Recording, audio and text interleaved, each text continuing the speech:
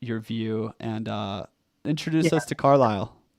Well, and to back up a little bit and to build on Yeah. what you were saying, I think one of the reasons we came to this topic of the great man of history and the role of the heroic in history and the heroic in life is the sense that our society today often feels very disempowering. And I think if whether you're coming at this from more of a right of center or a left of center perspective, I know a lot of people who spend a ton of time doom scrolling and lamenting that society is in some state of collapse. We live in late stage capitalism and society is headed towards destruction. Or you could come at it from more right of center, accelerationist perspective, that there inevitably needs to be some radical transformation to society. And I think sometimes those beliefs can be very disempowering if we feel like we're merely bystanders to events or we are at the mercy of impersonal and transformational forces that are beyond our control in any way. I know some people who are very hesitant to take action in life because they feel like the world's going to fall apart. I know people who say, I don't want to have kids because the future is going to be so terrible. And as we got into this topic of heroism and the great man of history, try to think about how do we deal with those concerns in a constructive way and acknowledge those concerns, but also try to get to a better spot. And so going back to what you were saying about Thomas Carlyle, as some of you may know who are listening, Thomas Carlyle was a 19th century, a little bit of the 18th century, mostly lived in the 19th century, British philosopher and writer who really looked at history from an individualistic perspective and wrote a book called On Heroes, Hero Worship, and the Heroic in History. And his message was that the role of heroes is central to how we think about culture and society. So you may have heard the phrase, well, politics is downstream of culture. Well, from Carlyle's perspective, it's often heroes and the myths of heroes that are shaping how we think about culture. So, for example, he wrote in his book, society is founded on hero worship.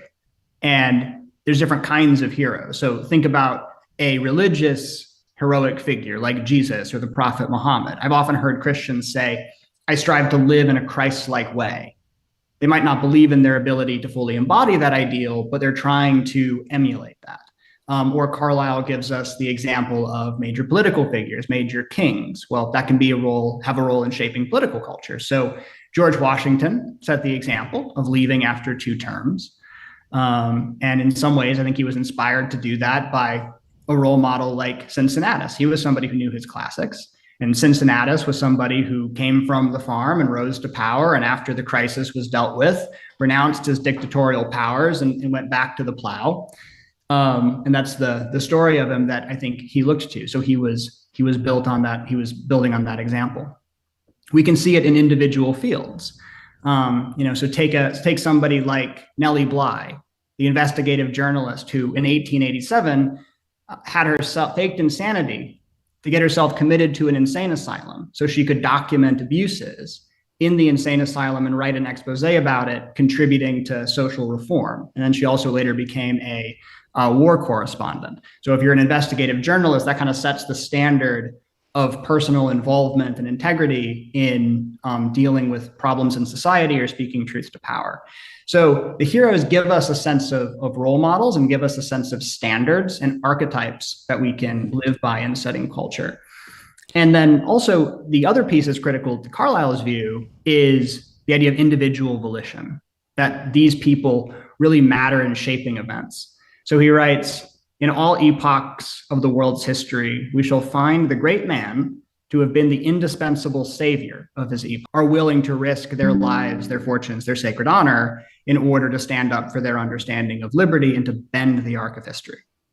So this is a very individualist, Carlylean view of history and of the great man of history. Now, why bring this up? Because there's another view of history that is relevant. Wait 1 second.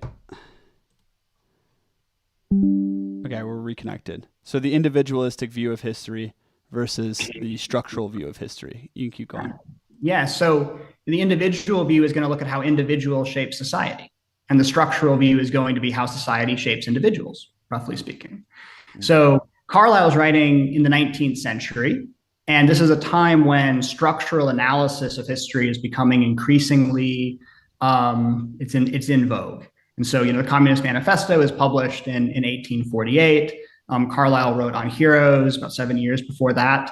And so in some ways, these are contemporary analyses of history. And Marxism, classical Marxism, is in some ways the archetypical structural theory, because it's a grand theory. It's trying to explain all of history.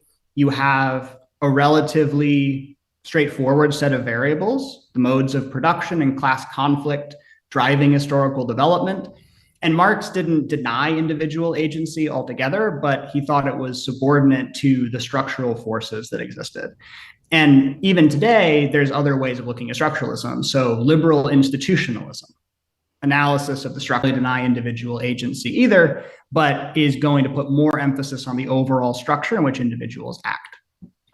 And so one way that this gets represented in literature is in Tolstoy's War and Peace, which is kind of a famously structural view of the world.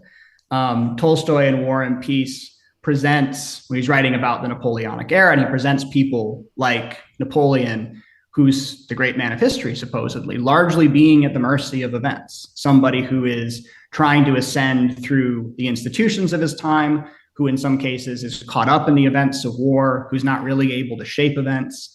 And Tolstoy wrote, the movement of humanity, arising as it does from innumerable arbitrary human wills, is continuous.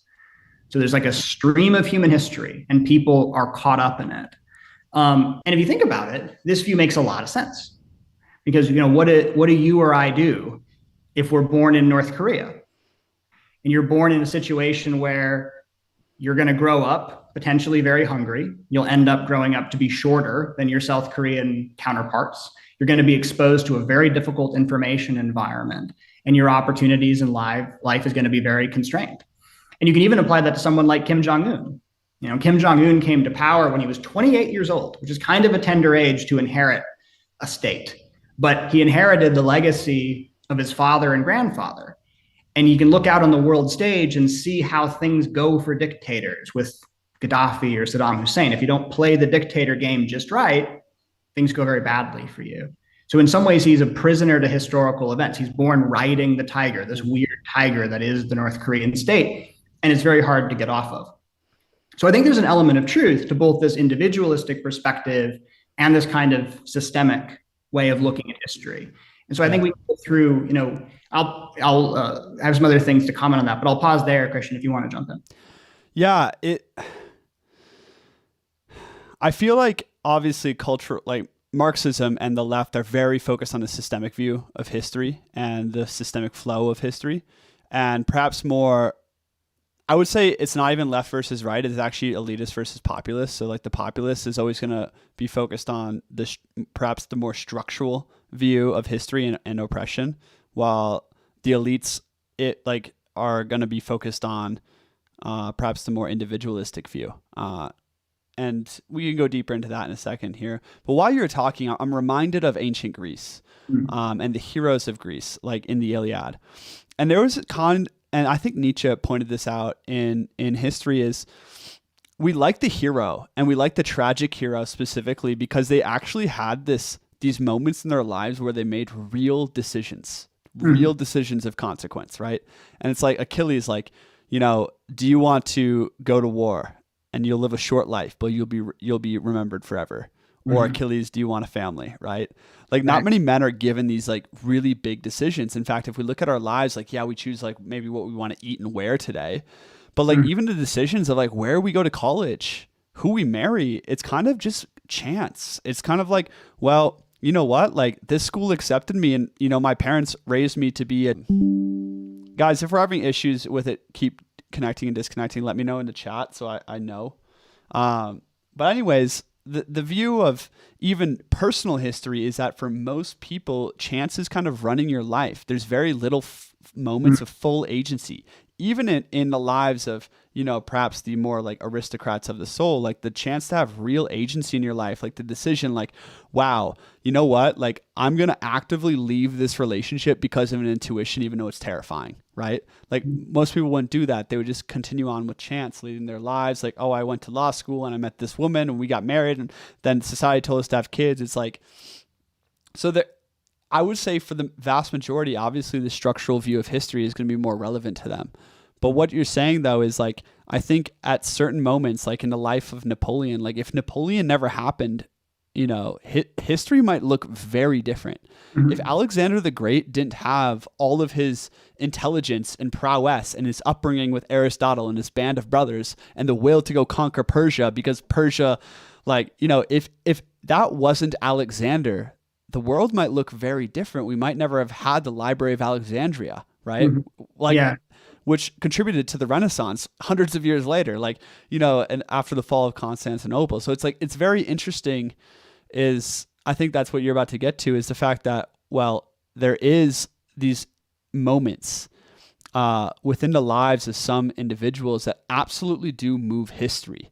Mm-hmm. And yeah, I think we could talk about Trump and Elon too a little bit, because I do wonder if like we're actually seeing one of those moments right now.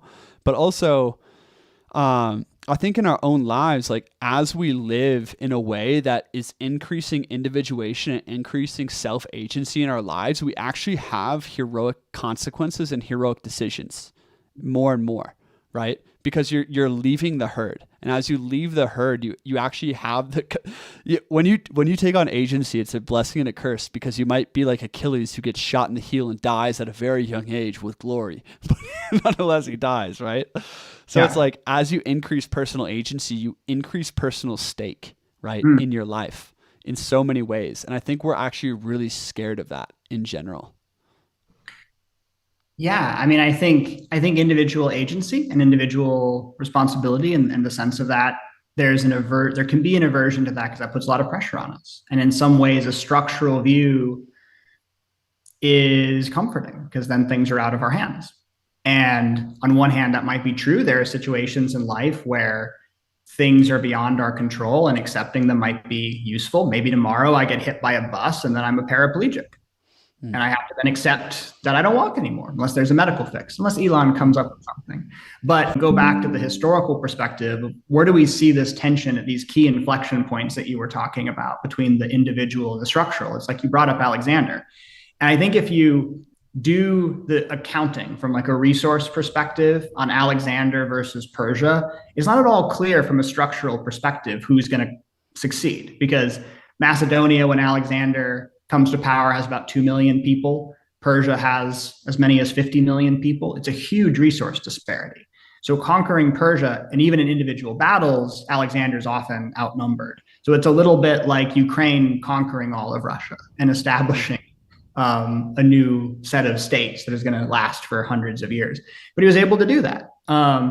Or you can take a more complicated example, like look at the Cuban Missile Crisis, and you see elements of both these things in the Cuban Missile Crisis. There's the overall structural landscape of the Cold War. You have both Kennedy and Khrushchev, who are dealing with the institutional arrangements of political factions in their respective security states. And there's always this fear, going back to Tolstoy, of getting swept up in events.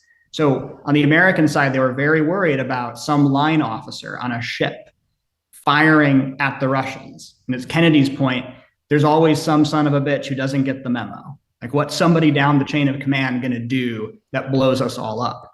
And yet at key moments, we also see, I think, inflection points of individual volition. Kennedy was under enormous pressure to bomb the missile batteries in Cuba and was given incomplete intelligence urging him in that direction. I don't think it's at all clear that any leader would have made the decision to pull back and to try to find a more restrained solution.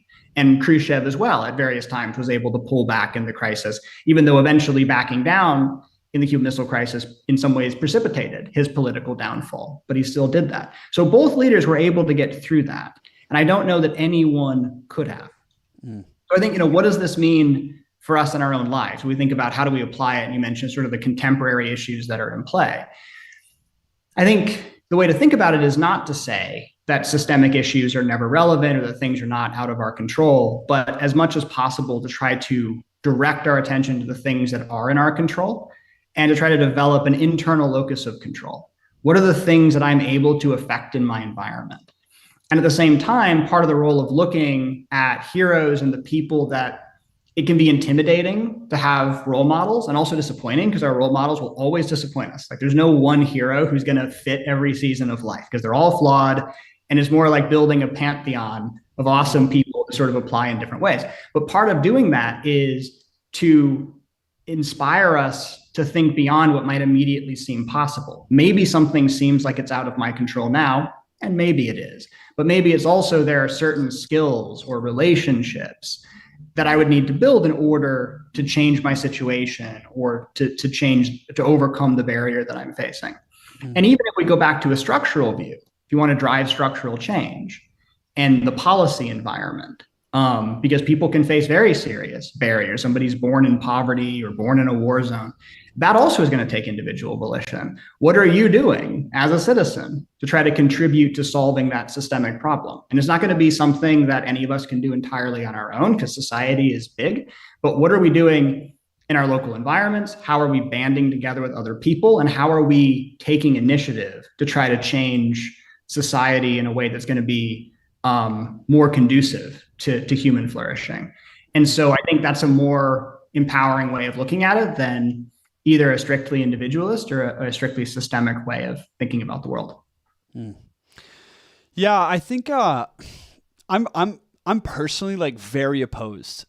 Like I'm realizing to a structural view of history in general and a systemic view, like worldview, where people are super concerned with policies, legislation, and systems. Because ultimately a state and a nation isn't built from legislation, it's built from people.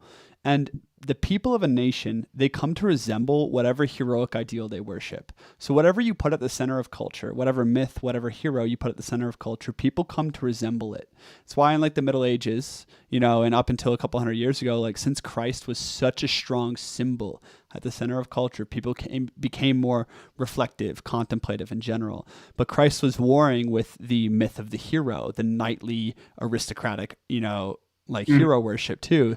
And so we had like these knights for Christ, right? So it's like these like two different warring symbols of the hero coming together. But the reason I'm opposed to a structural systemic view in general is because it's anti-will to power. It's anti-self-agency, right? In the sense of like, it's kind of, we're a victim to historical forces versus I have high agency in life and I have the capacity to build higher agency in life. And I think it's the deepest desire within humanity itself. Like this is like the mimetic desire of Girard, I believe, is to become so real, to become so substantial that you actually influence, you put a dent in history, let's say. Yeah. Okay. Yeah. So that's like the fulfillment of Nietzsche's will to power in a sense. It's like this overflowing of a destiny through you.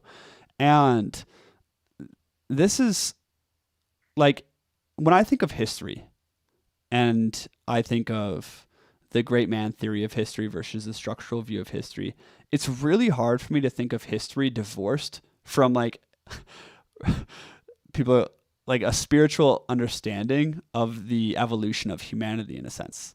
Because for me, like, let's say the symbol of Christ, it's not just like a man who was a hero who lived. It's literally like this archetype you could think of Christ trying to manifest through champions. It's the same thing like with whatever god or gods you worship. Like if you go deep into the understanding of what that is, when you put that at the center of your worldview, what you're trying to do is incarnate an archetype. You're basically incarnating a god through you. And like this is what I see as basically the real force that moves history is a spiritual war. However you want to look at it. Like it's right now in the West, we have a spiritual war between fundamentally two different gods. I don't know the names of these gods, but it's like one is the god of the left and the other is the god of the right, and it's like it's a spiritual force. And like, for instance, if you talk I have a left-wing friend who lives in LA who's a designer, right? And like you talk to him and you talk to his friends and like they seem to be trying to incarnate a certain avatar. Like of what is like the ideal, their ideal, right? Versus like a right wing ideal.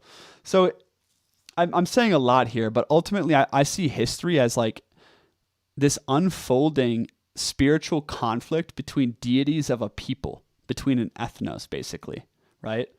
And this is why the great man view of history is interesting, because like Napoleon manifested, like incarnated perhaps the deity of the French people at that time, right?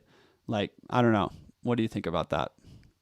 Yeah, so I think going back to the role of culture and the mimetic, I think a limit of, if you take liberal institutionalism, is that even something as significant as constitutional design is hard to disconnect from culture. Like without the ideals of the U.S. or a belief in its principles or values, the Constitution is a piece of paper, and people can and will find ways to change it or subvert it. And sometimes I think we've changed the Constitution in ways that are productive, and I think other ways not so much. But whether you agree or not, I think it's important. I think the way in which we interpret documents or the structure is informed by the culture that people have, and so the leaders that we look to, the ideals that we try to represent, and that's often why those two things are conflated, because we tend to learn through stories. So we're going to look to people to give us a sense of ideals, whether those are real people or mythological people. And then that's going to shape the way we think about the institutions, the laws that we enact, the laws that we uphold, how we interpret them. And so that's the purpose of, in some ways, when Carlyle talks about hero worship, of giving us these mimetic examples and these mimetic archetypes that we can take into life, and then ultimately shape in some ways the foundation of the social Culture. yeah, the culture and then the society. I I really I really like what you said there, and I'm just kind of realizing it actively live here, is the idea of hero worship itself is what creates the great man, right? In the sense of, when you and a collective of people, let's say everyone on this channel watching this, we agreed on what is our hero archetype, right? And this is something, because the West doesn't have a unified hero archetype, our culture doesn't have an ideal. We don't have a direction that all of our young men are striving towards. And because of that, everything's going in, it's a dispersion of culture. Like, culture comes from a concentration around a certain set of values and ideal.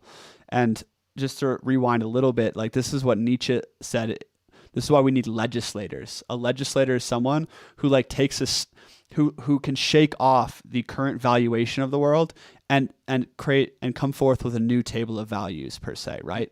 And that new table of values is essentially is a way of relating to life that Nietzsche didn't really believe in ideals, but for me, how I relate to this is bringing forth a new heroic archetype, like a new hero worship, right? And if you do have that hero worship, what ultimately you're doing as a people and as a nation is you're breathing life into a spiritual archetype, in a sense, right? And eventually that archetype is going to incarnate again, right? Like, it's going to incarnate. And perhaps that is what shifts culture the most, like, more than anything. I think of Alexander, right? It's almost like his father was trying to be Alexander. Alexander like came into the formation of the Macedonian capable of being recognized in Greece as a true Hellene, and secondly, taking vengeance on the Persians. So it's like he like embodied what was needed in that time. It's one example. Yeah, I think part of the point, and this goes back to why we got into this conversation, started talking about this last week, is in some ways the need for heroic consciousness in our society today, because we live in a society that in many ways is not as interested. It's not just a structural view. It's not always just disempowered, but it's a kind of heavy emphasis on security. Some years back, the psychologist Pamela Paresky coined the phrase safetyism, the primacy of emotional comfort and security as a cardinal value. And this idea was popularized somewhat more widely in Jonathan Haidt's book, The Coddling of the American Mind, which was a discussion of cancel culture back during the peak woke era. And now the wokeness has dissipated a bit, but there was a peak woke era that many of us lived through. Well, I was in grad school and college, so I felt a lot of that. And there's a a desire for security and for the aversion to different perspectives that can be very hard to consider, or to exposure to different experiences. And so if we think about the concept of like a safe space, and here I think there's a duality as well, because on one hand I can understand the appeal of a safe space. It's like finding people who meet you where you're at on your journey in life, and are able to accept you. And on some level, I hope all of us have that in our life through family, through friends. But if we stay in that cocoon too long, we don't expose ourselves to different perspectives, it's very hard to grow and to develop. And there's just a practical problem if you insist that your safe space is the entirety of the university or the state or the internet. Like, that's going to run up into other ideals society holds. But I think we can extend it beyond even that context of our society today is often very safety oriented, very prescribed. And there's research showing, for instance, that going back to childhood, there's an increase in helicopter parenting, we might call it, of where kids have less unstructured time because their parents are prescribing all of their activities. They're keeping them very safe. They're worried about danger.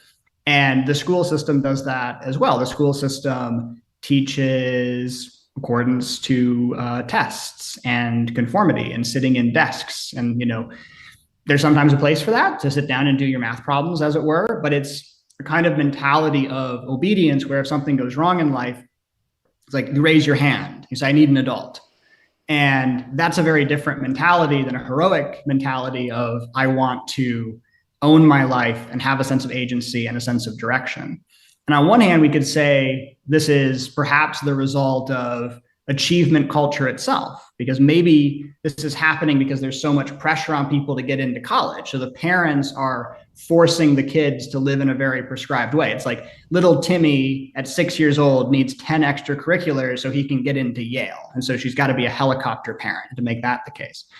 And so I think there's a difficulty of keeping people very safe and giving people a very prescribed path to success, and a pattern of success and a linear pattern of success that people are often not connected to, or they don't see a deeper meaning behind it. And they end up perhaps going through this process of, early education, then to college, then to a career, and it's not really clear why they're doing it. And so when I think about like my peer group of people sort of in the like yuppie white collar professional space, there's a lot of folks who are living some version of a life of quiet desperation. Like, it's not terrible, but it's not the life they really want. And it's very hard to break out. And there's tons of distractions and tons of ways of anesthetizing ourselves. And so part of reconnection to the heroic is to say, yes, people have real challenges and there's a place for empathy and compassion, but also finding ways to tap into the hero within, which is often what's necessary to break out of our comfort zone, or to break out of a kind of path dependency, taking us to a place we don't want to be. Absolutely. I mean, I wrote a whole book about that. If anyone hasn't bought it yet, The Psychology of Slaying Dragons. Because you're right. Like, to break out of conformity, there's fear. To break out of addictions, there's resistance and cravings. To break out of a place or a location, like all of it does require heroism. But lest I get off on a personal development tangent, one thing you said there, like, I think it really hits home with me and probably everyone watching this, is this nihilism, this encroaching nihilism in life is this sense of, like, for instance, even America, the nation is too big. The politics are too big. Like the chosen paths have all been taken. It's like, if there's this feeling of lack of space, lack of agency, and lack of like greatness and purpose available to most people. Like, most of your white collar friends are living a life of quiet desperation. They're probably hitting the Nick vape, playing some video games, or settling for like a low quality romantic relationship, and like wanting a lot more out of life. Like, I can think of my best friends like growing up with, like, dude, like making tons of money at hedge funds or as designers, and man, like just feeling so trapped. And this is like the issue in general with the modern world. And one reason that, I'm a big, fan of BAP is his whole philosophy is centered around the feeling of captivity, right? And this is what we see in the modern world, is this impending pressure from the system, this insane pressure from the overwhelming scale of the nation state, right?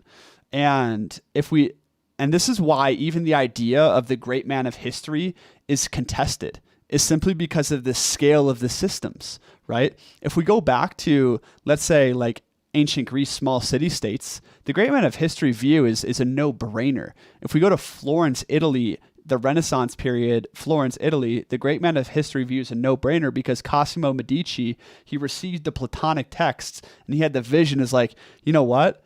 I'm going to like hire Ficino, have him translate these texts. We're going to create a new Platonic academy. And like, we're going to, change the entire fabric of our society through these ideas. Like that insight, that vision, and those resources within Cosimo Medici changed the world forever, And it's the same thing in ancient Greece. If we think of Pericles, who was the leader of Athens during the golden age of Athens after they defeated the Persians, is like Pericles had all of this vision for the Athenian culture. He built the Parthenon and like things like this. Or we go to Achilles, like, the great man of history view, when you have a smaller city state is a no-brainer. Like if we were living in a state, let's say of 10,000 people and you had high political agency, right? Like you had the capacity to rise from a free man to the leader of the community or war leader or strategos or whatever, or like, the capacity to influence. I think this feeling of having space, of having meaningful space to influence in your own life sparks the will to power in people and allows for great men and great deeds to rise. And this is basically what BAP is fighting against. It's the captivity of modern man, the lack of great adventures. Like if you wanted to go take a great adventure with your boys, what would you go do right now? And like, what would you go do? Like, what's the greatest adventure you could imagine?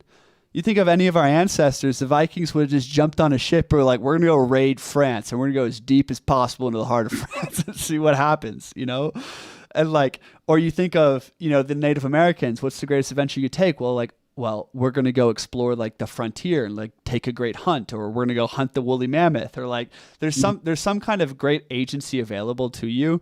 And especially if you wanted political power, as if you're in a smaller city state versus a nation, like if you're in a city state of 30,000 versus a nation state of 300 million citizens, like your capacity for agency and meaningful service to the city state or for political power or like your agency is much higher.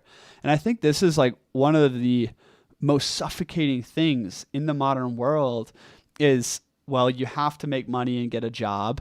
And there's not a lot of political agency that you have. There's very low, like you can go where you want. Perhaps we have more freedom in space. There are some ways we have more agency today, which we could talk about with this rise of decentralization and the internet and the freedom to speak and go where you want to go live in the world and stuff. But at the same time, I think the idea of a meaningful adventure, the idea of meaningful political agency and things of that nature have radically reduced.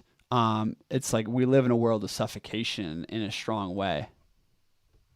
Yeah, so I think a few things to build on there. On one hand, you've talked in some of your previous videos, the art one you did recently about deconstructionism, and that applies to how we think about heroes as well. I think there's been a push in the past several decades and in a pronounced way in the past decade to become very cynical and critical of all heroes. There's a very jaundiced view of the American founders, and we all know that story. And there's value in this because, like I said earlier, all the heroes are flawed. So uncritical hero worship, I think, can be unproductive and can lead us to a myopic view of history. And so rather than doing that, I think there's also a risk in just becoming so cynical that any people who contributed in the past will focus on the worst aspect of what they did and leave out the rest. I think the more important thing is to look at people in their whole context and learn the things we can and criticize the limitations that they have. And on some level, that's the way I want to be treated. Like I want to be respected for the things that I do, and I want honest feedback about my limitations. I'm sure we'll get that in the comments. And then I can work on improving that. I'm going to jump in real quick because you said something like the cynicism of heroes, we are so critical of heroes right now. I went on a date with this woman a few months ago, and she like literally opened the conversation with, "I had terrible news today," and I was like, "What happened?" And she's like, "I found out my ancestors were the Pilgrims," and I was like, "How how is that terrible news? You Mm. know? And she's like, that means they probably own slaves, you know? And I was like, I obviously I never went on a date with this girl again, but that was the end of it. And because in my mind, I'm like, your ancestors were heroic enough to go to a frontier where there was like literally like enemy barbarians. Everything's unexplored. You have to do everything yourself, and the majority of you are going to die. And you look back at that and be like, no, that's not heroic. They were bad people because they probably, owned slaves. And it's just like, man, we have this view of history where like and this is my video on art, is like this idea of deconstructionism. We take a hero, we take an ideal, and then we deconstruct it and show how it's flawed. Like this is what Disney just did with the Jedi Order, right? They like deconstructed this heroic myth of the Jedi basically, and like made it all like confusing, kind of like we do to everything else. And yeah, anyways, I just wanted to jump in and say that. But yeah, and so with the Pilgrims, it takes a lot of courage to get on a boat and go build your own thing and your own vision. And there's limitations to the perspective that they had at the time. And I wish the ancestors of the West had been at times more compassionate and open-hearted to the people they encountered and all the rest. That's part of the lesson to learn. But becoming overly jaundiced and cynical about the entirety of it will eventually everything will be torched. And this is sort of the point, if you go back to like the lesson of the French Revolution, eventually the revolution eats its own. If you have some incredibly puritanical idea, and in this case, if we think about a strident form of the left, there's a very strident form of egalitarianism. If you take that to its extreme, all the heroes will be torn down, society will be leveled, as was the case in the French Revolution, or as was the case in the Soviet undertaking. So that's the danger of that kind of dogmatism, and why it's important to view things in their whole context, not to say that there aren't bad things that happen, but to give us a greater sense of balance and synchronicity. I think the other thing that you said a few minutes ago, this issue of modernity. And modernity, as you brought up, can be very confining. People spend a lot of time sitting in apartments and commuting to work and these kinds of things, and that can be difficult. And I think it's also important to, at least for me, to have a sense of gratitude. There's a lot I love about the modern world and the kinds of abundance that we have, like that we can get surgery with anesthesia these days. Like maybe I've just gone soft, but I'm pretty excited about anesthesia for surgery at least. And even in the terms of social organization, that we have all of these technological tools that we've never met in person, and yet we've gotten to know each other digitally. And I've known people all over the world through work and through other things, and there's great people all over the world. And so we have a lot of power in the modern world. And this goes back to the importance of having a heroic mindset or of heroic virtue. I think our culture in a lot of ways is going to be shaped by the intentions that we set. And if we choose to use the tools of modernity in a way to break out of confinement and to push out of our comfort zone and to try to build our capabilities and build community, there's a lot of tools to work with. And if we stay in a kind of safe cocoon, then it's going to be harder to do that. Absolutely. I think we live in the age of the greatest potential and greatest opportunity ever witnessed on human earth ever. And also just the fact that we have such enormous opposition and suffocation from above, from oppressive systems, and like just the absence of space. Like all of this is going to create an enormous pendulum swing, which it already is. And this is why I'm really passionate about ideas like the network state, about building the men's community online. Like, by the way, for everyone watching this, like Brennan joined the men's community. We've been having great conversations. He's slowly becoming a leader inside the men's community. And like, I'm trying to use this YouTube channel to filter the whole world, to find highly aligned men, to build a new secret society and shift culture. Like, that's what we're trying to do. Become the Illuminati. Whether or not the Illuminati is a thing, we'll become the Illuminati. Yeah, it's the new Illuminati. Well, we were talking about this on our last symposium. It's just the fact that brotherhoods, secret societies, like if you really want to get an inside view of history, look at the history of the Illuminati, look at the history of the Freemasons, look at the history of secret societies, like even the cult of Mithras in Rome, and like all these things, like the cult of Eleusis, and like all of these. It's the secret societies that really move history forward, which is really interesting in a certain sense. And I don't even think the Freemasons is bad. Like I support the idea of men getting together in the pursuit of esoteric wisdom and brotherhood, although most of these institutions fall over the years into some kind of like myopic, I don't know, like business power grab relationship thing. But a lot of these like societies start as a brotherhood. So that's beside the point. We can talk more about secret societies on another live chat perhaps. But we live in the greatest opportunity ever seen in the history of humanity right now, in the sense of we live in pinnacle nihilism and atomization. Like this is the time that everyone warned against, if like whether it's like biblical or whether it's like Nietzsche talking about the last man, like whatever like metric you want to measure things on, like things are literally going to shit in a huge way, in the sense of we have a cold civil war, the level of friendships we have, community, relationship to our family, like all of this shit's dying. Most people are secular, don't have a relationship to God, and they spend more time on their phone than they ever will in a meaningful relationships like possible. Like there's a lot of issues right now. And there's this feeling of suffocation, especially for people who want a grand adventure, who want to do great things with a brotherhood. Like, if you're like me, like the feeling of suffocation is almost too immense. It's why I do everything I do. I'm like, we need something awesome again. But we live in a time of great opportunity in the sense of like the girl I'm talking to right now, my best friends in the whole world, like all of these people, I've met them through my YouTube channel. Like that's insane to me. The fact that me and Brennan, who are like very intellectually aligned, I learned so much from Brennan. I love talking to Brennan, like one of my favorite conversationalists I've ever met, really. Like I met him through my YouTube channel. Like so many of my real life friends I'm about to go travel with, I met through my YouTube channel. And like the fact that we can have and build relationships across the world, build rapport across the world, and with the potential of, hey, like I met two people through this channel, they joined the men's community, and now we're about to go travel, the world together, right? Like that's just the beginning of enormous changes that I don't think society has felt yet. It's never felt anything like this before.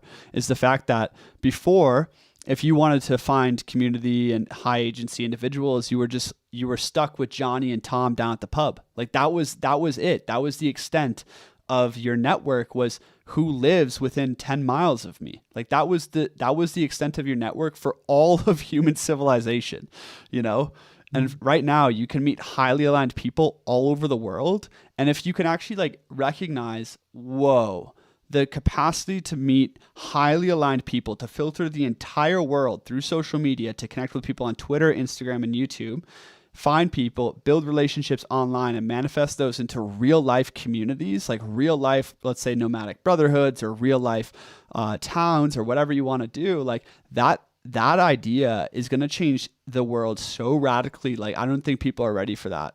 And it's not going to change the world for everyone, only for those who really take advantage of it. And it already is. Like we spend so much time online, but I think that capacity to meet people, to communicate and have location freedom is what we're like coming into collectively.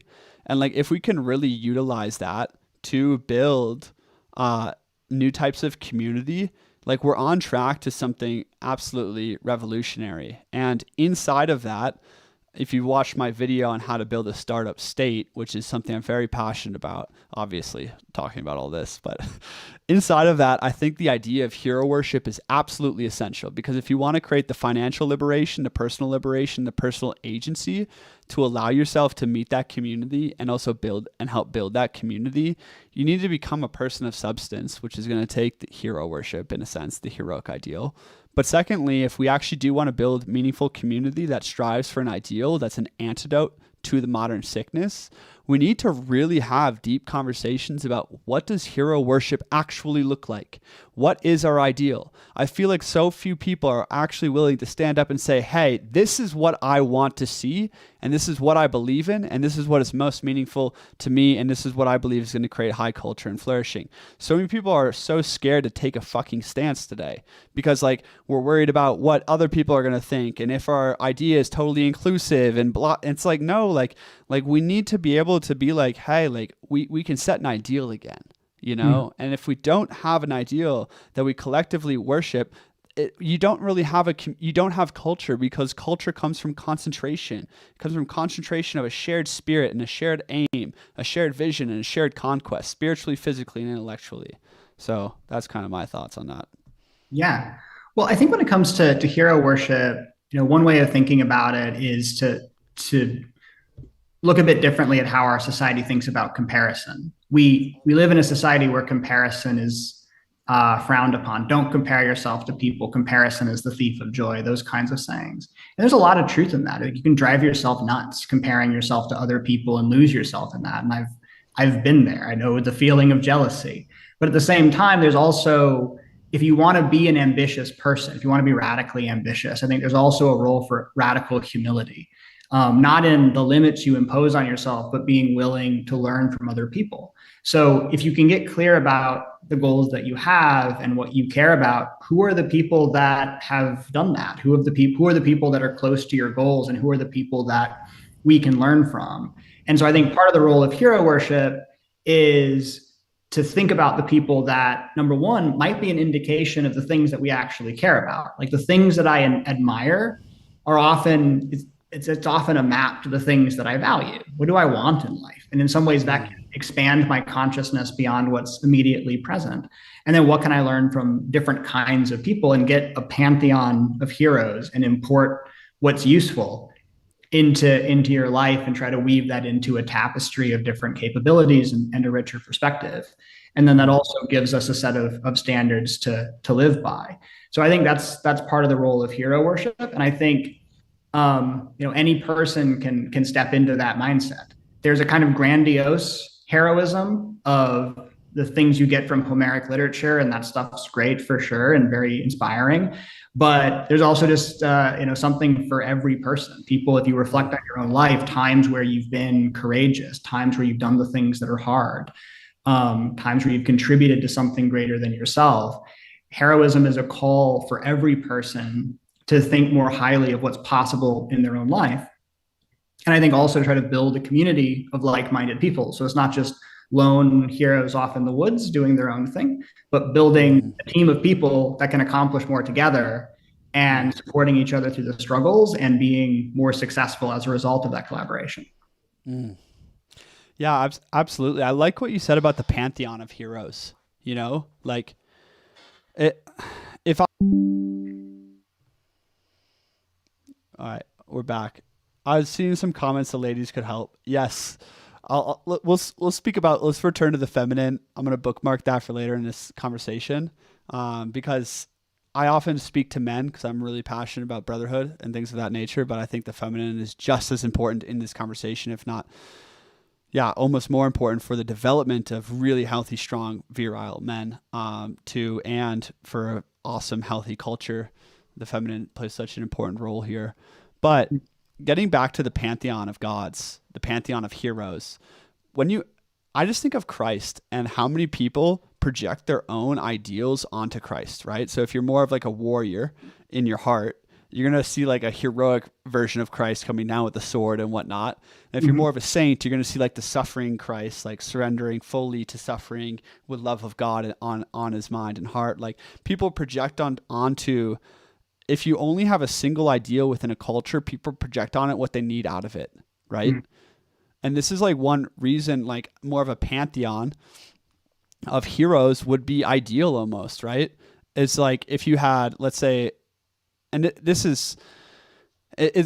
we're getting into dangerous territory here because I'm playing with ideas of paganism versus Christianity, but we need to have this conversation, especially like in your own tribe. Let's say you are Christian, like for sure, like have a tribe built around Christ, but like, also Christ within Christianity, there's angels, right? So there's Raphael, there's Michael, there's like different angels that embody different archetypes. And basically these are heroes that either you're channeling a spiritual entity or you're connecting to a hero worship to embody a certain quality inside of yourself. So regardless of what tradition you follow, there's this idea of a pantheon. And a pantheon of heroes is a very, very good idea in general. Like we'll get more into perhaps religious terminology in another live.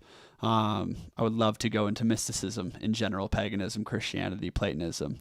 But one thing you also said there was this idea of like mentorship almost, right? And I think of the relationships in my life and probably the relationships of most people watching this, like you probably seek two things. You probably seek love, a romantic partner first, and friends second, right? Like those are generally like what we value, right? But in the I was about to make a video on my personal YouTube channel that was that was going to say stop seeking friends, start seeking enemies, start seeking rivals, start seeking peers, start seeking mentors, start seeking colleagues. There's so many other relationships that are important to us. And for instance, like some of my greatest like political growth inside of me happened in a rivalry with a really intelligent equal opposite to me, right? I had a rivalry and we'd always debate really hard. I've had many good rivalries in my life, almost as many good friendships I've had in my life. And I feel like one relationship that we don't have and we don't have respect for is mentorship, right? For me, it's really hard for me to find like an older man who embodies the characteristics I want to see. And that's because we don't have a guiding heroic worship in our culture anymore in a huge way. Is like men haven't been initiated into an elder role because there is no process of initiation into spiritual growth and into elevation. And like, I mean, the closest mentor I've ever had is my dad, right? But in many ways, like I feel like my dad learns from me now, it's like, where's my next mentor? And the idea of a mentor, like what you're saying is they embody values that you admire. And what you admire is a key to understanding what you value, right?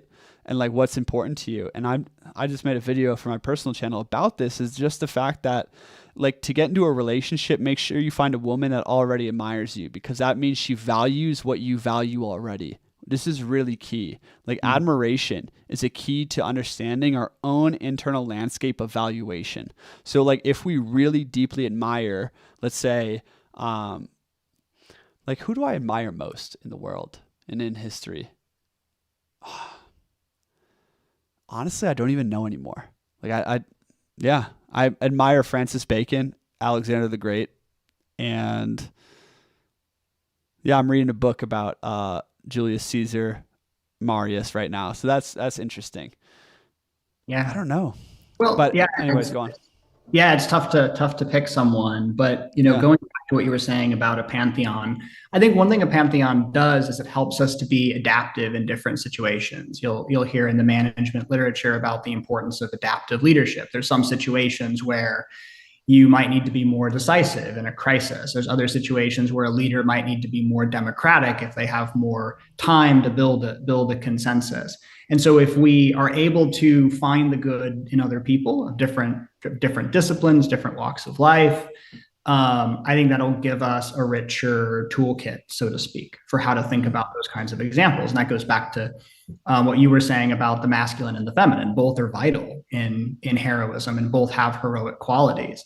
And so some situations might call for more of an archetypically masculine approach of being resilient and of being assertive, whether that's being done by a man or a woman in that case. And then other situations might call for a more feminine approach of being more nurturing and vulnerable and compassionate. And we can see women throughout history serving this kind of heroic role. I mentioned Nellie Bly before, or we could think of somebody like Florence Nightingale, who's in a perhaps more archetypically feminine role of being a nurturer as an aid worker, and then women who are stepping into even a more archetypically masculine in some ways heroic role. Somebody like Mae Jemison, who was an astronaut and great engineer, or Lisa Su, who was the CEO of AMD and was recently named CEO of the Year by Time Magazine. So there's all kinds of ways in which different people with different leadership styles can step into this role, and things that we can learn from those kinds of different perspectives and the different energies they're bringing into the challenges they're facing. Yeah. That it kind of reminds me of like the Platonic categories, a Platonic ideal. Like, is there such thing as a true leader, right? Mm-hmm. Is there such thing as a true hero? And like, or is there a kind of a pantheon of ideal heroes, right? And I think there is. It's why pantheons often reflect each other. Is perhaps they're touching in on a more like eternal archetype of a hero, Mhm. And let me just make sure still, we're still rocking here.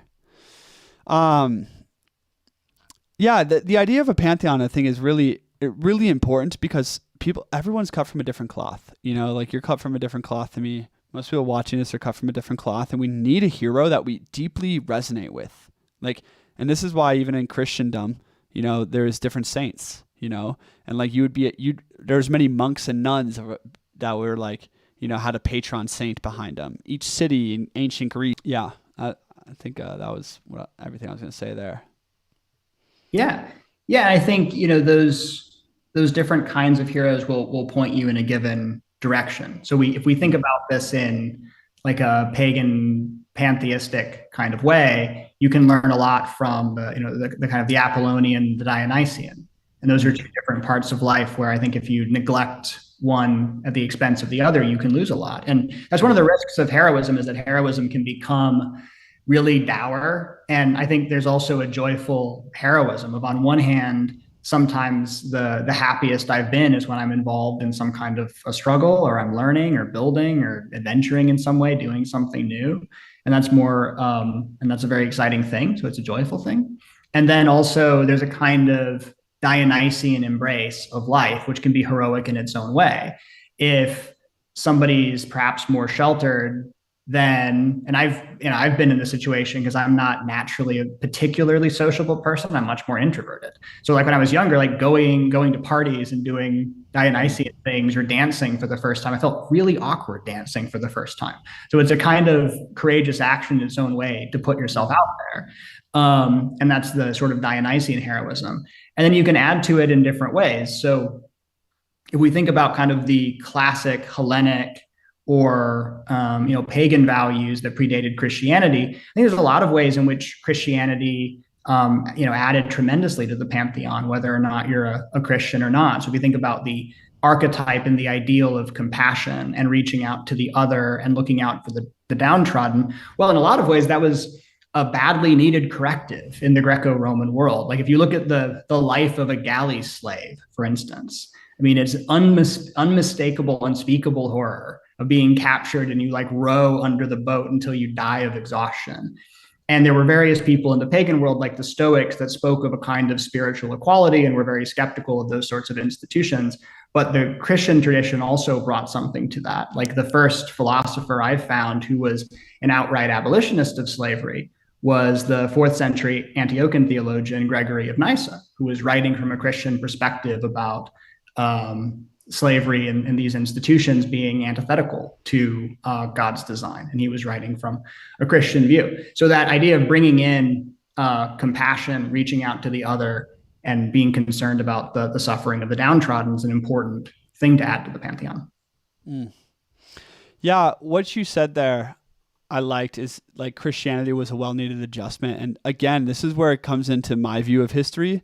It's like, I don't really believe in a structural view of history, nor the great man view of history. I believe in a spiritual incarnation view of history, right? Mm-hmm. And it's like just the fact that there's like an ongoing like evolution of consciousness. This kind of goes back to the yugas of like Vedic, philosophy, in the sense of like consciousness is spiraling upwards.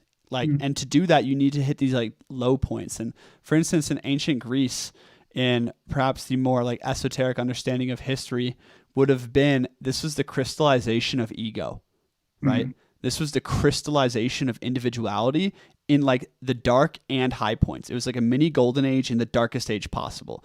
Look around that time period everywhere is amazing. Like 500 BC. I mean, we had Confucius, Lao Tzu, Buddha, Pythagoras, Socrates, and then this a little bit later, like Plato and Aristotle walking the earth at the same time. I think Zoroaster was also walking the earth at the same time. It's phenomenal. Like, and if you really grasp that Lao Tzu, Confucius, and the founders of Western philosophy, as well as Buddha, were alive at the same freaking time, if you grasp that point, I don't know how you couldn't understand. Like, it's like, okay, obviously there was an incarnation moment of an incarnation moment that was going to adjust the rest of history. And they weren't like, they were alive within a generation or two generations of each other. Like all of these spiritual cultural leaders that would come to reshape the world on both hemispheres, right?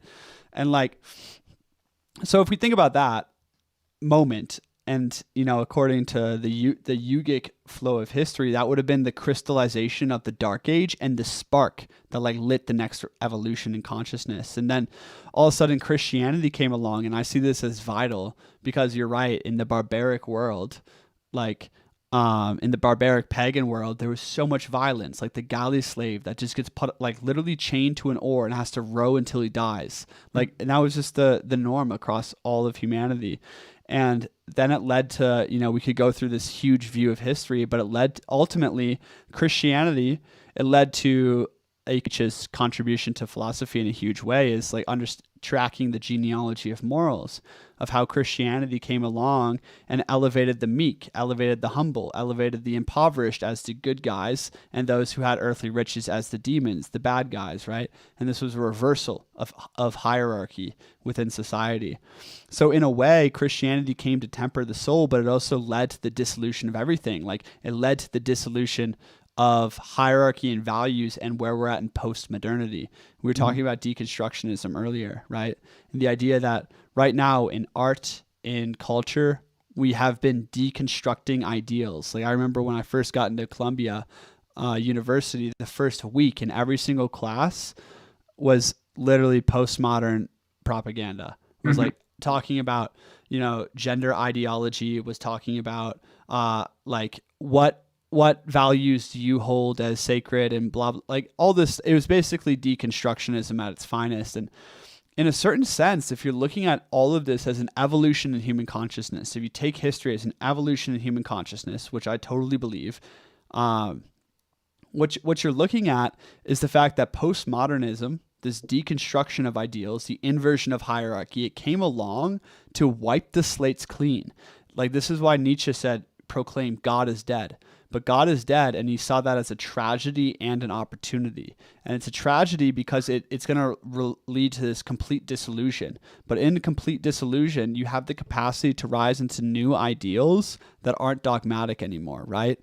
So it's almost like, okay, Christianity came along to give to humanity more of a compassion, heart-centric worldview, cool, to temper the perhaps more pagan, aristocratic, rigid, hierarchic caste view of things. And now it's time to like come back around and find like a new order, a higher order of a balancing point. That's kind of how I understand history based off this conversation right now. What do you think about that, Brennan? Yeah, I think there's a lot of value in trying to take a syncretic approach and in trying to understand different disciplines and to integrate them into a whole that is greater than the sum of its parts. And so in some ways, you could think of this as kind of an Aristotelian mean. If for folks out there who have read Nicomachean Ethics, that's a fun book to read if you want to. But of any idea on its own, if you take it to an extreme, can become destructive. So, somebody they're very interested in wealth, so become exceptionally greedy, and they do all kinds of destructive things in the pursuit of that. But on the other hand, there's an ascetic version of self-emaciation and immiseration that can cut people off from a lot of the human experience. So there's some kind of a middle ground there. I think it's a little bit more complicated than the kind of immediate reflexive call for balance, because balance can become its own sort of tyranny. Like in negotiations, as in life, splitting the difference is not always the right option.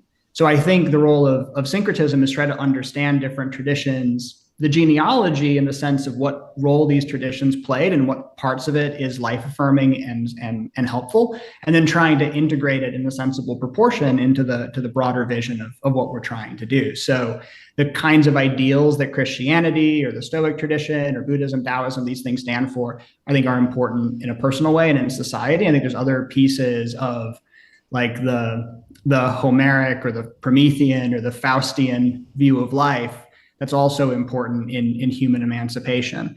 And in some ways that all these different traditions arise in many cases in different social contexts, and different cultures have in some ways their own version of these myths. suggests that there's deeper aspects of the human spirit that no one tradition can speak to in its entire way. We need to find a more holistic and syncretic way of integrating them so that we can realize the richness of the different traditions. Yeah. Yeah. I mean, there's a shadow and light to syncretism and balance in general. Like if you're just going to be combining all of these different philosophies and worldviews, yeah, you'll have something that perhaps is broad, but not all the way. It's not concentrated enough to actually create the vertical rise that we want to see in a way.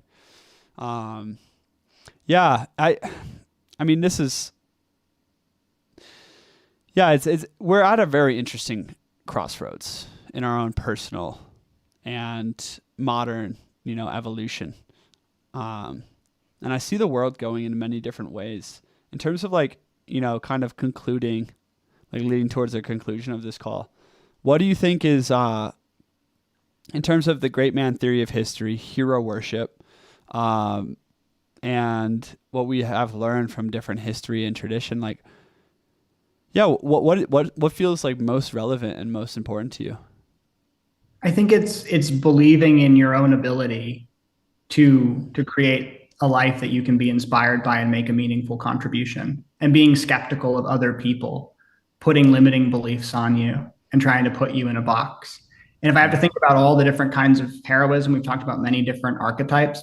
I think a lot of it comes down to core principles. I think it's living courageously. I think in my life, a lot of things that I've wanted have been on the other side of things I'm afraid of. And so putting myself in a situation where I'm going to face fears and get out of my comfort zone, get out of path dependency, I think is important for getting to the place that we want to be. I think heroism, in addition to courage, is also capability, building skills, learning, developing your abilities. If you think of an archetype like a samurai, a heroic samurai is very dedicated to their craft. And so what's your craft? What is it that you're trying to create, that you're trying to learn? What are the different disciplines that will give you an ability to be effective? And I think it's also transcendent purpose.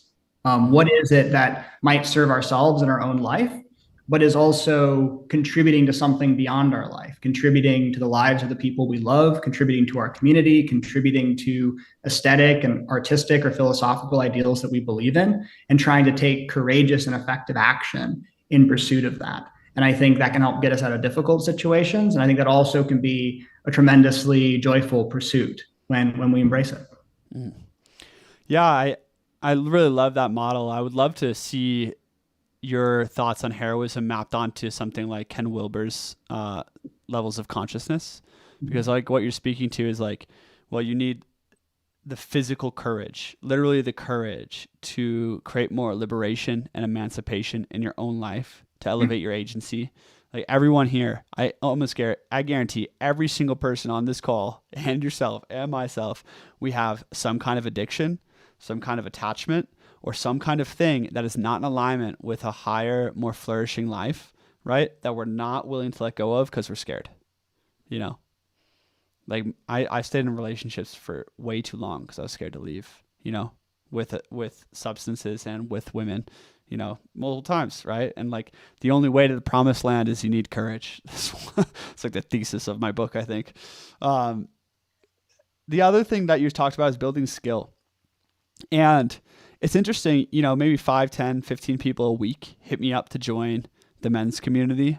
I have people, a lot of, I encourage everyone still watching this, you can reach out. There's a link below if you want to join. That's how Brendan met me. And, we're going deep every week. But I have a lot of men reach out with like very high aspirations and very high hopes, right, of what they want to do.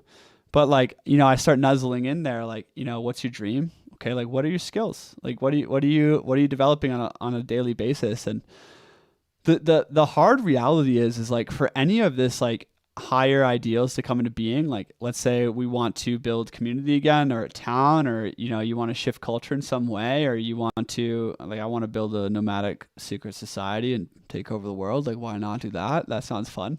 But you need to surround yourself with people who have capacity, like great capacity, and I think this is like that samurai ideal or that warrior ideal is like to have high like prowess in life, right? So it's like, can you take care of your physical existence, your physical body? Like, do you understand, how to do things that are valuable to other people in the world? I think that's really important. And then the third one is transcendental purpose.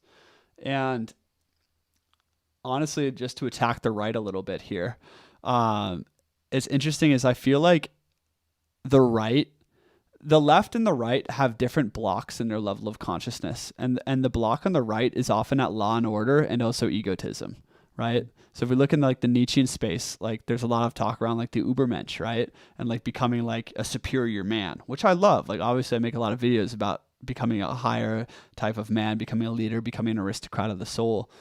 But in that, there's a lot of egotism in that heroism, right? So it's heroism to become great, right? Which is good. Like you need that. I really do believe that's important for society is the individuality to be like, you know what, I'm going to make a dent in history. Fuck yeah. But at the same time, like to have a connection to also, you know what, like I love my family. I love my tribe. Like I love God. Like I understand that I am just a blink, right? And that eternal fame even dies itself. Like, and when you understand that, it's like, oh, let me like wake up here. And this is why I encourage everyone to see I don't encourage everyone to do this, but like for me, in my personal experience, doing a large dose of mushrooms in the, in the desert, it changed my life. It really did. Like having deep spiritual metaphysical experiences, like having, deep transformative experiences dancing with community too. And like doing different things, like doing different initiation rituals. It just shows you like, fuck, you know what? I'm here to love and live all in because my life is just a blink of an eye. At the end of the day, it's like, how much love did I give? What kind of relationships did I create? And like, how did I channel my purpose into the world? Like, that's what really matters, Did we love and did we live all in? I think that's more of a transcendental purpose is like, how can you connect to the heartbeat of humanity and to your people? And this is like literally two opposite parts of my nature and parts of the soul, right? You have the egotism, which I think the left has super underdeveloped and a lot of people have super underdeveloped, or other people are stuck in it, like super stuck in it. I talk to, young kids, I talk to young men, and like, they have all of this egotism and like, I'm like showing me how intelligent they are, how capable they are, or these certain things. And I love it. I'm like, great. That's beautiful. That's going to be the foundation for a very strong, well-developed man. But can you open up to transcendental purpose too? Can you open your heart as well as your will? Right. And like, only when you have both, like, would I actually bring you into an inner circle of mine? Only when you have both, like, are you actually capable of a higher purpose in this life? Because for instance, like I know men who are super intelligent, ambitious, and capable, far more than me even, right? But no one would follow them. Like, cause they're narcissists, right? Like, or it's just like, you need both. And I think this world is really afraid of egotism because we're afraid of the great man who like, and all great men want to be great. Just let everyone know here, like just taking the veil off that. Like these men don't just like stumble into it. Like Michelangelo's like, I'm going to be the fucking best. Same with Alexander, same with Napoleon, same with Caesar. Caesar was literally crying at the feet of Alexander's statue because he hasn't had the opportunity to accomplish as much yet. All these men, they wanted to be great. But at the same time, I think it's like, how can you have the will of Caesar and the soul of Christ? I have a whole video about that. It's like, how can you have transcendental love and purpose, but also egotism? And this is where this idea of virtue comes really into play for me, is like, you can't have humility without pride, right? It's like, there is no such thing as humility without pride. And there's no such thing as pride without, so it's like, you need a little bit of both, but that's kind of a long spiel. Yeah. That's kind of where I stand. Yeah, great. Well, I think, in terms of some of the things you mentioned with regards to egotism and ambition and these things, and there's a lot of potential for that to be destructive, but it also can be something really powerful to tap into, that desire to distinguish yourself, to create something meaningful. And, there's times in life where we have to slay dragons, as you know, and it's useful to think about that. I think there's also times in life where we're taming dragons or harnessing dragons. It's like in Game of Thrones or House of the Dragon, where they learn to ride the dragons. And the dragons are very hard to tame, and they're mercurial and they're incendiary. But if you can learn to ride them, they're very, very powerful. So that inner drive of wanting to create something and of wanting to make something of yourself, while that can lead towards a kind of egotistical direction, if it can have a ballast in a sense of compassion and humility and transcendent purpose, it can also take you very far in creating something that really makes a mark on the world and create something beautiful. Mm. My camera just died, but we'll go here. Class. Yeah, absolutely. Like I love that idea of riding the dragon. Um, that's great imagery. And I mean, this is like, I think in terms of like true spiritual practice or tantra, like that's it's kind of like the name of the game, right? It's like, a lot of monks like abstain from sexual energy, right? But like, I think the real riding of the dragon would be like, how can I master my sexual energy, right? Instead of like seeing, a cute girl or seeing some thirst trap on Instagram and like letting it like take your mind to a certain place. It's like, let me just feel the power like, and like use it, right? It's the same thing with egotism. Same exact thing with egotism. Right. And so like, I've gone through periods where I was much more Buddhist and I like Buddhism and Taoism and these kinds of traditions. But I also think in some ways they're incomplete. So if you take a notion like, desire leads to suffering, you mentioned lust in this case, like desire can lead to suffering, but desire can also be catalytic. It can also be exciting. It can be vitalizing. There's a lot of potential there depending on how you look at it. So I think on some level, it's an ability to ride the dragon, to experience these things with the right ballast and sense of connection to transcendent purpose. And in some cases, also connection to just impermanence. Like you talked about before, how everything will pass away. And so we can get too attached, too attached to our youth, too attached to our physical youth. At least I think we can always be youthful in spirit, but we can get too attached to certain things, and that can make it really painful when they slip away. And so part of the value of Buddhism, Taoism, Stoicism is getting comfortable with impermanence. And there's a ritual in Buddhism with some monks of where they'll make some intricate piece of art in sand and they'll get really engrossed in it and they'll look at it for a while when it's done and share it with people, and then they'll sweep it away because they're not attached to it. They want to be involved in the creative act, but at the same time not married to the permanence of the creative act because there's always change. And so learning to be enmeshed in the vitality of life while also recognizing impermanence and change is part of freedom from egoic attachment, or of attachment to things that we can't always keep. Dude, that's a great point. Thanks for bringing that up. As a creator, I feel far too attached to what I create all the time. And that's like, same thing in love. The two things that steal my peace more than anything is YouTube and love. Like those two things. Because it's like probably what I'm most attached to, right? It's like romantic relationships. And yeah, like obviously I want to put a lot of time into content and shit. And it's like, it's hard, always adapting, always pivoting, and like also just not being my own creation. And I feel a little frustrated right now with YouTube for a lot of reasons. I mean, one of them just being like, man, like I don't want to be pigeonholed into like a Nietzsche, specifically like philosophy branch. And like it's really hard as a creator to figure out where's my like authentic voice, what is my authentic message, where do I want to stand. Like I always circle it, right? But it's like hard to like, what is it, let me speak it all the time. It's and always just a content game is a hassle. But that's for another topic. I really like your thoughts on Buddhism and non-attachment, Taoism, how that relates to egotism. I think this is such an important topic. Perhaps we'll do another live or another conversation about this. Is like how I'm of the opinion that we should bring, instead of like seeking balance as a nullification of polarity, we should seek the pinnacle of polarity, right? So it's like, what is the pinnacle of egotism and non-attachment combined?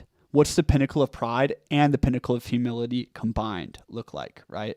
Like that, it's like, it's the pinnacle of tension, right?